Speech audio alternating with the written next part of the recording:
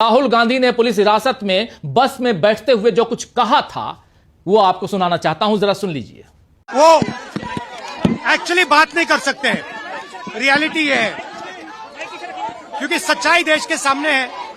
और ये जो लड़ाई है ये राजनीतिक नहीं है, ये कॉन्स्टिट्यूशन की लड़ाई है, कॉन्स्टिट्यूशन को बचाने की लड़ाई है, वन मैन वन वोट की लड़ाई है। इसीलिए हमें साफ प्योर वोटर लिस्ट चाहिए। तो यहां राहुल गांधी कह रहे हैं कि आज जब हम चुनाव आयोग से मिलने जा रहे थे, इंडिया गठबंधन के सभी सांसदों को रोका गया और हिरासत में ले लिया गया। वोट चोरी की सच्चाई अब देश के सामने है। यह लड़ाई राजनीतिक नहीं बल्कि यह लोकतंत्र, संविधान और एक व्यक्ति एक वोट के अधिकार की रक्षा की लड़ाई है। एकजुट विपक्ष और देश का हर मतदाता मांग करता है साफ सुथरी वोटर लिस्ट, और यह हक हम हर हाल में लेकर रहेंगे। इस घटनाक्रम में मोदी सरकार का खौफ खुलकर दिखाई दिया। इसके बाद 12, 13 और 14 अगस्त को इन 3 दिनों में सुप्रीम कोर्ट में एसआईआर के खिलाफ दायर याचिकाओं पर जो सुनवाई हुई वो भी काफी धमाकेदार रही।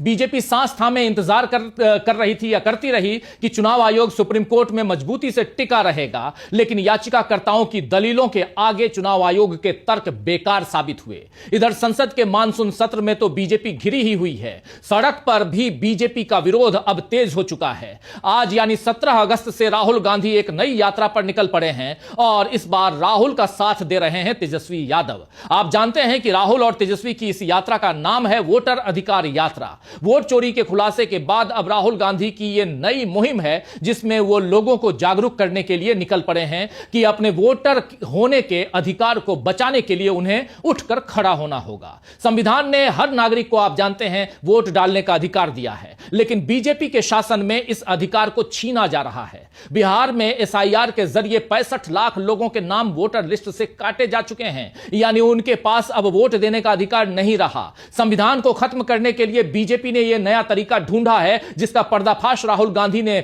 जब से किया है तब से मोदी सरकार ऐसी हिल गई है कि गलती पर गलती कर रही है। प्रधानमंत्री नरेंद्र मोदी ने लाल किले पर झंडा फहराने के लिए भगवा धारण कर लिया और वहां से आरएसएस की तारीफ कर अपना आखिरी नकाब भी उतार दिया।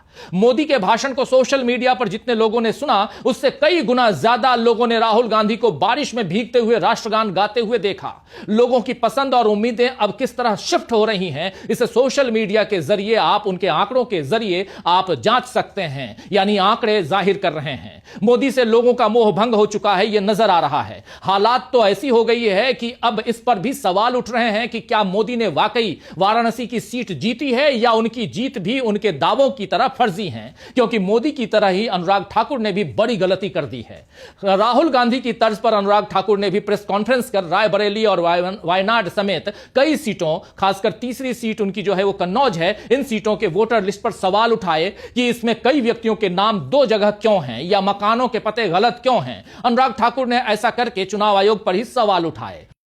कांग्रेस ने पूछा भी कि जिन आंकड़ों को जुटाने में हमें 6 महीने लगे उसे बीजेपी ने एक दिन में कैसे निकाल लिए। क्या चुनाव आयोग बीजेपी की मदद कर रहा है? अगर फर्जी वोटर लिस्ट में जुड़े हैं तो क्या वाराणसी में भी अजय राय को ही सांसद बनना चाहिए था? क्योंकि मोदी तो आखिरी के कुछ राउंड में ही आगे बढ़े, अचानक 65,000 से आगे हो गए। पहले वो पिछड़ रहे थे। बीजेपी ने सोचा नहीं होगा कि कांग्रेस पर वार करना उसके लिए बूमरैंग साबित होगा। खैर, अब तो तीर कमान से निकल चुका है और राहुल गांधी भी यात्रा पर निकल गए हैं। इसके आगे महागठबंधन के लिए केवल जीत की मंजिल दिख रही है। बीजेपी के आरोप या नीतीश कुमार की रोजाना की नई धारणाएं अब चुनावी माहौल पर बेअसर दिख रही हैं। तो आइए दोस्तों, आज आईने की नजर से पड़ताल करेंगे कि बिहार की यात्रा से क्या राहुल गांधी मोदी को करेंगे कुर्सी से बेदखल, और समझने की कोशिश करेंगे कि सुप्रीम कोर्ट में चुनाव आयोग को मिले निर्देशों से कैसे मजबूत हुआ है इंडिया गठबंधन। और सबसे पहले लेकिन देखते हैं राहुल गांधी के इस पोस्ट को।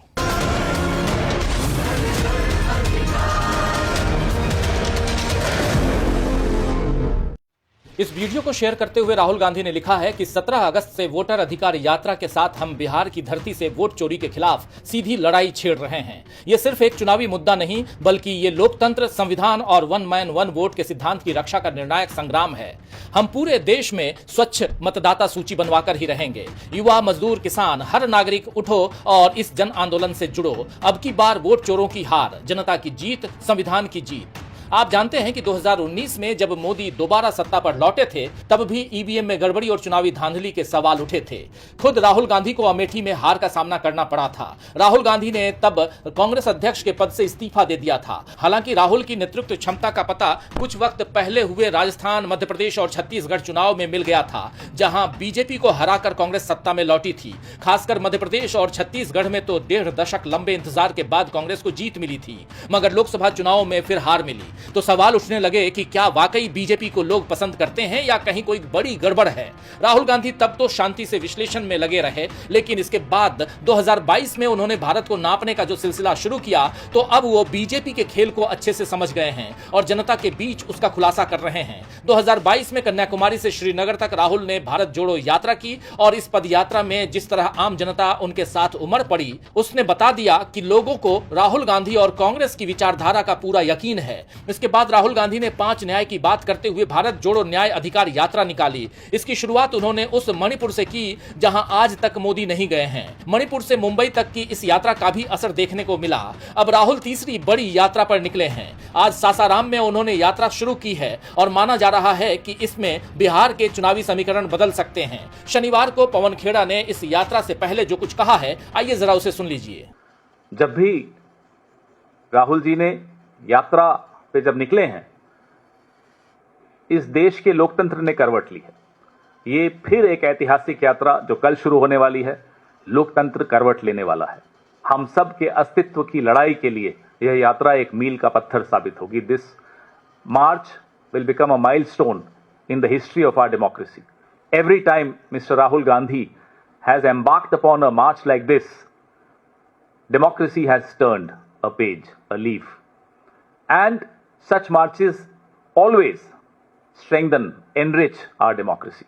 तो पवन खेड़ा कह रहे हैं कि इस यात्रा के बाद लोकतंत्र एक नई करवट लेगा और यह यात्रा मील का पत्थर साबित होगी। असल में इसके संकेत तो इस हफ्ते जो सुप्रीम कोर्ट में एसआईआर मामले में सुनवाई हुई है, उसी दौरान मिल चुके हैं। आप जानते हैं दोस्तों कि एडीआर और अन्य बनाम भारत का निर्वाचन आयोग यानी चुनाव आयोग का मामला इस समय सुप्रीम कोर्ट में विचाराधीन है, सुर्खियां बटोर रहा है। बिहार में मतदाता सूची गहन पुनरीक्षण यानी स्पेशल इंटेंसिव रिवीजन या एसआईआर में कई गड़बड़ियों की तरफ ध्यान दिलाते हुए कई याचिकाएं सुप्रीम कोर्ट में दायर की गई थीं। चुनाव आयोग ने एसआईआर की प्रक्रिया के बाद 65 लाख लोगों के नाम काटे और अदालत के कहने के बावजूद मना कर दिया था कि जिन लोगों के नाम काटे गए हैं, हम ना उनका नाम बताएंगे ना ही कारण बताएंगे। इसी तरह आधार कार्ड को भी उन 11 दस्तावेज की लिस्ट में चुनाव आयोग ने शामिल नहीं किया था, जिन्हें दिखाकर आप या हम मतदाता सूची में अपना नाम डलवा सकते हैं। जबकि इस बारे में भी सुप्रीम कोर्ट ने चुनाव आयोग को पहले विचार करने को कहा था, लेकिन अभी 3 दिन की सुनवाई में सुप्रीम कोर्ट ने जो कहा है, उसके बाद चुनाव आयोग तो प्रक्रिया को सुधार करने पर बाध्य होगा ही, बीजेपी के कुतर्क भी ध्वस्त हो जाएंगे। सुप्रीम कोर्ट ने बिहार एसआईआर मामले पर चुनाव आयोग को निर्देश दिया है कि वो मंगलवार तक 65 लाख लोगों के डाटा को जिला स्तर की वेबसाइट पर सार्वजनिक करें, साथ ही उनके हटाए जाने का कारण भी बताए। आपको बता दूं कि जस्टिस सूर्यकांत और जस्टिस जॉय माल्या बागची की खंडपीठ इस पर सुनवाई कर रही है। जस्टिस सूर्यकांत ने चुनाव आयोग से कहा है कि क्या आपके पास ऐसा कोई सिस्टम नहीं हो सकता जहां वोटर को स्थानीय राजनीतिक दल के पीछे न भागना पड़े। जिनके नाम काटे गए हैं, आप इसे इंटरनेट पर भी क्यों नहीं करते हैं? यदि आप इसे सार्वजनिक डोमेन में लाते हैं तो आपके खिलाफ, चुनाव आयोग के खिलाफ जारी नैरेटिव खत्म हो जाएगा। जैसे अगर पूनम देवी का नाम हटा दिया गया है तो पूनम देवी को यह पता होना चाहिए कि उनका नाम हटाया गया और उनका नाम क्यों हटाया गया। वहीं जस्टिस बागची ने कहा कि पारदर्शिता से मतदाताओं का विश्वास बढ़ाने में मदद मिलेगी। आप इसे वेबसाइट पर डालने का एक अतिरिक्त कदम क्यों नहीं उठाते, जिसमें स्पष्ट रूप से उन लोगों की पहचान की जाए जो सूची में नहीं हैं। साथ ही उनके नाम हटाने के कारण भी बताए जाएं ताकि वे सुधारात्मक उपाय कर सकें। तो अब एक दिन बाद यानी मंगलवार 19 तारीख को चुनाव आयोग उन 65 लाख लोगों के नाम वेबसाइट पर डाल देगा जिन्हें अब वोटर लिस्ट से बाहर कर दिया गया है। तब तक राहुल गांधी और तेजस्वी यादव की यात्रा रोहतास, औरंगाबाद और गया से होते हुए नवादा, नालंदा और शेखपुरा तक पहुंच जाएगी। अभी 2 महीने पहले ही राहुल गांधी जब नालंदा गए थे तो वहां अति पिछड़ा वर्ग के कार्यक्रम में वो शामिल हुए थे। राहुल गांधी का यह 5वां बिहार दौरा था। अब तक राहुल गांधी 1 या 2 दिन का बिहार में दौरा कर रहे थे, लेकिन इस बार पूरे 16 दिन राहुल गांधी बिहार में ही रहने वाले हैं। आपको याद होगा कि जब राहुल दरभंगा पहुंचे थे तो किस तरह उन्हें रोका गया था या नालंदा के उनके कार्यक्रम को टालना पड़ा था क्योंकि सभागार नहीं मिल पाया था। यानी किसी न किसी तरह राहुल गांधी के कार्यक्रम में अड़ंगा डाला जाता रहा, लेकिन अब यह सिलसिला और नहीं चल पाएगा। खासकर सुप्रीम कोर्ट के आदेश के बाद तो अब यात्रा का पूरा मूड ही बदल चुका है। राहुल गांधी ने तो शनिवार को अपनी यात्रा का पूरा प्लान और रोड मैप ही सोशल मीडिया पर डालकर बता दिया कि हर हाल में लोकतंत्र और संविधान की रक्षा करनी है। राहुल गांधी ने लिखा है कि 16 दिन 20+ जिले 1300+ किलोमीटर हम वोटर अधिकार यात्रा लेकर जनता के बीच आ रहे हैं। यह सबसे बुनियादी लोकतांत्रिक अधिकार एक व्यक्ति एक वोट की रक्षा की लड़ाई है। संविधान को बचाने के लिए बिहार में हमारे साथ जुड़िए। आपको बता दूं कि यह यात्रा 18 अगस्त को औरंगाबाद और गया में, उसके बाद 19 अगस्त को नवादा, नालंदा, शेखपुरा, 21 अगस्त लखीसराय, मुंगेर, 22 अगस्त भागलपुर, 23 अगस्त कटिहार, 24 अगस्त पूर्णिया, अररिया, 26 अगस्त सुपौल, मधुबनी, 27 अगस्त दरभंगा, मुजफ्फरपुर, 28 अगस्त सीतामढ़ी और पूर्वी चंपारण, 29 अगस्त पश्चिमी चंपारण, गोपालगंज, सीवान, 30 अगस्त सारण और 1 सितंबर को यह यात्रा पटना में समाप्त होगी। यह पूरा प्लान इसी यात्रा का है। इसमें 20, 25 और 31 तारीख को ब्रेक है। 20 तारीख को राजीव गांधी की जयंती भी है। 1 सितंबर को पटना आकर जब इस यात्रा का समापन होगा तो शायद इसके साथ बीजेपी की सत्ता के खात्मे की भी शुरुआत हो जाए, क्योंकि अब माहौल में तब्दीली दिखना शुरू हो चुकी है। वोट चोरी की फांस बीजेपी को ऐसी गड़ी है कि उसकी रफ्तार पर भी ब्रेक लग गया है। तो 1 सितंबर को पटना में महागठबंधन मेगा वोटर अधिकार रैली करेगी। कांग्रेस नेता केसी वेणुगोपाल के मुताबिक इस रैली में जनता वोट चोरों को करारा जवाब देगी। जिन लोगों ने लोकतांत्रिक व्यवस्था को कमजोर करने और वोट चोरी की साजिश रची है, उन्हें जनता सजा देगी।